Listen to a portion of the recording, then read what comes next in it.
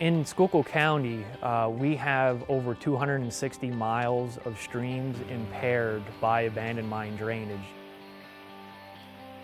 Recovery of the Schuylkill River has been the goal of agencies like the Schuylkill Conservation District and nonprofit groups like the Schuylkill Headwaters Association. There are upwards of 25 passive treatment systems in operation in the Schuylkill River headwaters. A variety of processes are at work here, the common ingredients in each being space and time.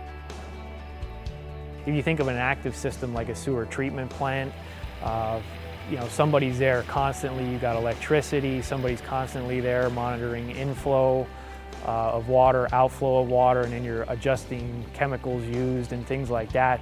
Where passive is the natural process of the stream and the discharge cleaning itself up. At the pine forest system, water flows from the mine discharge through anoxic limestone drains, which raises the pH of the water exiting the other side. Part of the maintenance involves flushing the system to release the iron collecting in the limestone drains into the settling pond. It just takes time, and they're supposed to be less maintenance intensive than what we would call an active system.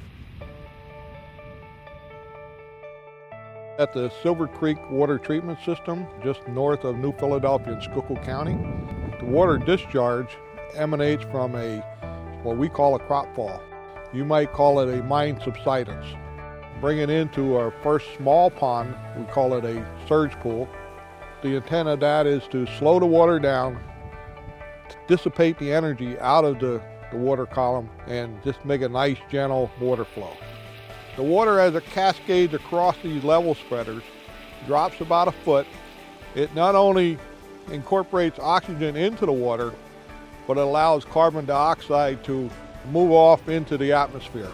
And almost instantly, it starts the iron precipitating out of the water column. Very mucky, a mess. That's all iron, very thick, very heavy, does not allow anything to live in it. We're getting approximately 85–90% of the iron removal at this point. Further on down through the system, we have one wetland treatment cell that's pretty much vegetated with aquatic plants. And we have another cell that as soon as we get aquatic plants growing in that, it'll be even more efficient. Aquatic wetland plants aren't the only plants being grown here. Trees are also being planted as part of the Appalachian Regional Reforestation Initiative. The goal is to reestablish native hardwoods on abandoned mine lands. This project is a water box. It's a Dutch invention to encourage saplings in their first year of growth. It holds 4 gallons of water, and there's a wick that wicks water into the tree root area. So this is really good for times of drought or when there's not a lot of water. To plan how water treatment projects can be funded and implemented, information must first be gathered as part of a qualified hydrologic unit plan.